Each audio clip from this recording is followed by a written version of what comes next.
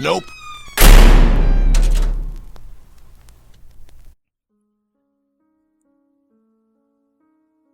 You'd think this would go without saying, but here we are.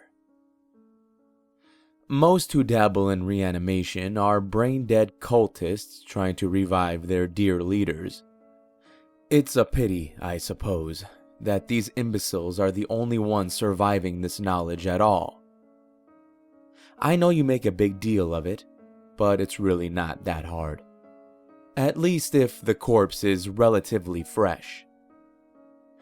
A life for a life. That is all you need. The arcane setup and long-forgotten incantations? Bullshit. Men have words. The universe does not. Men use words to make sense of thoughts. Their minds too simple to process them as they are.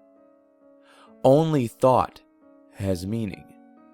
This is why, more often than not, those half-wit cultists just end up with 2 dead bodies and no dear leader.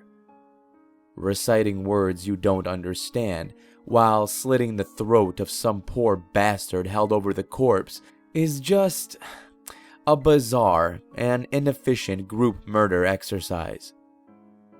Sam was not a cultist. The poor guy really had no knowledge of what he was doing. If you could ignore his burning eyes and the broken wretch of a man that laid in front of him crying, whimpering and pleading for mercy, his boyish grin would have even convinced you he was harmless. There was a deliberate malevolence about him.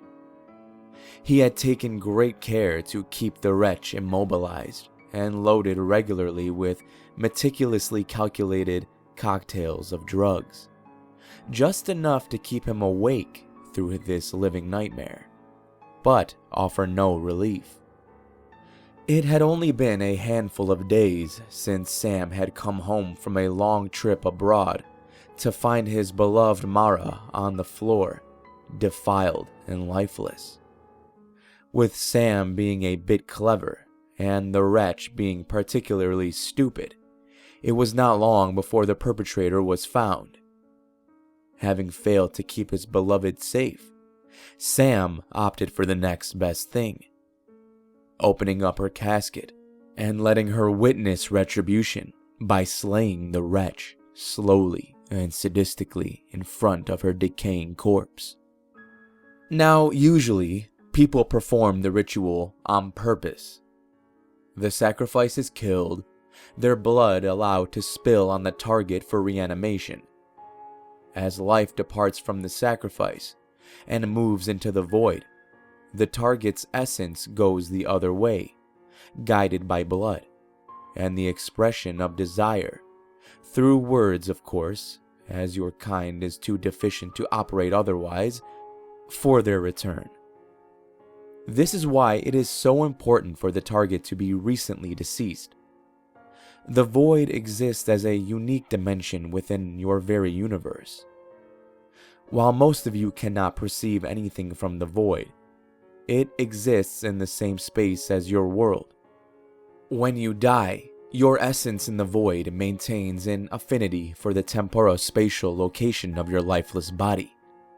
As the body dissipates, the essence too erodes, eventually becoming one with the vast emptiness of the void. So if you want to have any hope of recovering that essence, be quick.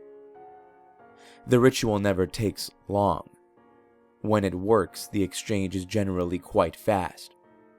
The sacrifice dies quickly. The target's essence finds its way back into its body. The portal closes and the job is done. But back to Sam. Sam, you see, did not know any of this. He was content simply beating, flaying, and carefully mutilating the wretch for hours on end, pausing only occasionally to hold Mara in his arms and kiss her lifeless lips. For a creature with a nose, that is quite peculiar to say the least. But I digress. He had, without knowing, taken the necessary steps for the ritual, the sacrifice, the blood, and his unspoken desire for Mara's return. There was, however, one complication: his implacable determination to keep the wretch alive for as long as possible to maximize his suffering was not without consequence. By keeping the wretch hanging on the very edge of life, flickering between life and death, the portal remained open for quite a while. Long enough, as it were, for me to find it. Poor Sam. Not that he was trying, but he never did get his Mara back. Or at least not quite. You should have seen the look on his face when Mara stood back up. Since he had been so kind as to finally bring me back to this plane, I only thought it fair to snap his neck and end his suffering. He would have never been the same again, anyways. In my plane, I am nothing. Your language lacks the words to describe the kind of nothing I am.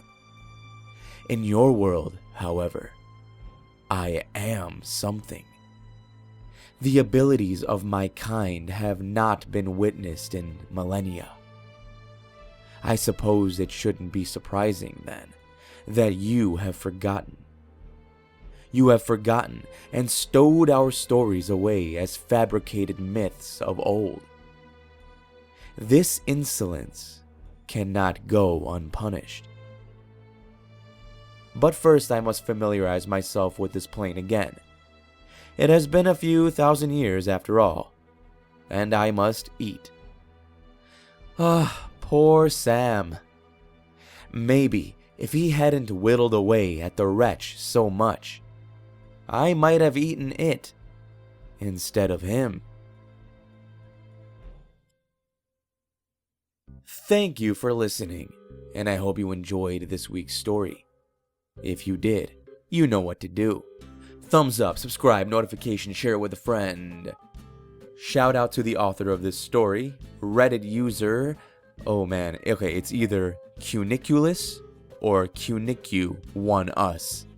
I'm gonna go with Cuniculus because that sounds badass. And your story was dope too. Very highbrow. I enjoyed reading it.